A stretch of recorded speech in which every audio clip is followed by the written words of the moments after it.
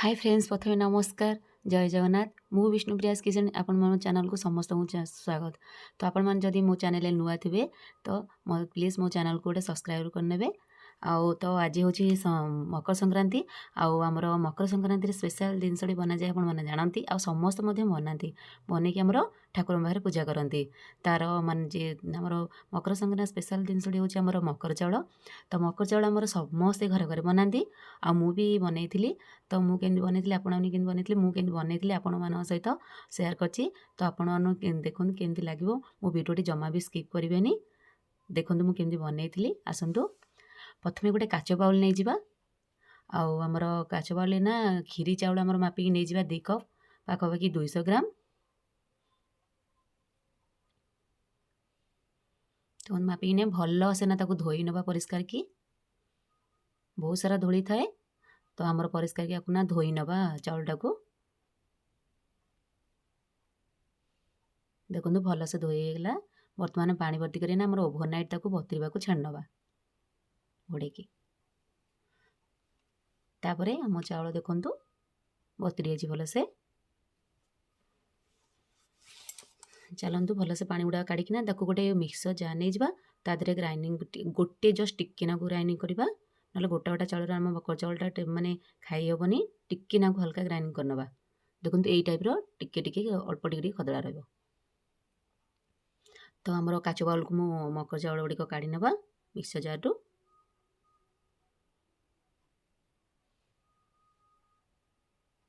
देखो मु मकर चाउल कौन सब पकई आड कर देखो क्षीर मतलब चीनी आउ पोड़ एटा है छेना छेना मु घरे छिड़ेकी नहीं आटा फाड़े नड़िया आमर करी फाड़े नड़िया आमर करके नहीं आमर एटा डालिंब फ्रूट्स उपर आप जहाँ पकई पारे आप जहाँ स्किप करेंगे ना नहीं तो पकई पारे। तो मु डालिंब नहीं कदली आ चेरी अंगूर आमर गोलमरीच ये गुजराती गुंडा अदा किसी नहीं सबना पकेबा मकर चाउल यही सब जिन सब आड कले बहुत बढ़िया लगी था। प्रथम आमर चाउल क्षीर गुड़ाक पकेबा क्षीर पकेबा तापर चीनी पकेबा छेना मुझे छेना को पकई नवा तापर आम नड़िया कोरा पकई नवा। देखिए एमती कर बहुत बढ़िया लगे खावापा मकर चाउल तो एमती समस्त आम घर बनाती जेहेतु मकर संक्रांति वर्ष को थे पर्व पड़े माने तेणु करिकी आम ओडिया घर सारा ट्रेडिशनल पर्व से समस्त घर घर ही मकर चाउल बनाती किए केमी बनाती। तो मुझे टाइप बनई तो कदली पकई नवा आमर अदा कोरा रखी अदा कोरा को पकई नवा बेस नहीं अल्प पकेबा आमर चेरी अल्प पकई नवा आमर गोलमरीच आ गुजराती गुंड जो करके रखिले ताकू भी पकई नवा।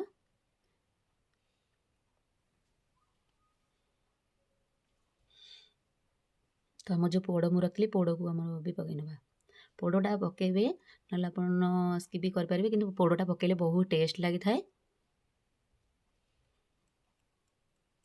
पोड़ आउ छेना क्षीर मिसिंगटा बहुत टेस्ट लगी था मकर चाउलर आम पूरा 2 गुण टेस्ट बढ़ाई नहीं।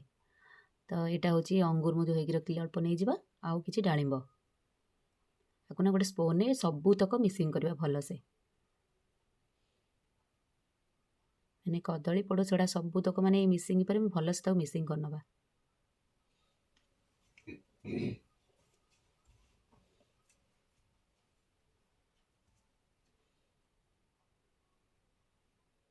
स्पून नहीं सब तो मिसिंग करवा माने ठीक से हेनी गुंड माने गुंडई पारनी तेणु करिकी सब बेटर आमर स्पूनटा को ना काढ़ी आमर हाथ में मिसिंग करदे भलसे हाथ में सब गुड़िक चकड़ देले आम पोड़ कदली एगुड़ा सब चकड़ देले आम मकर चाउलटा भल लगे हाथ में जमी टिके ना चकड़ा दरकार। देखो होगा पूरा परफेक्ट आम मकर चाउल देखा बहुत सुंदर देखा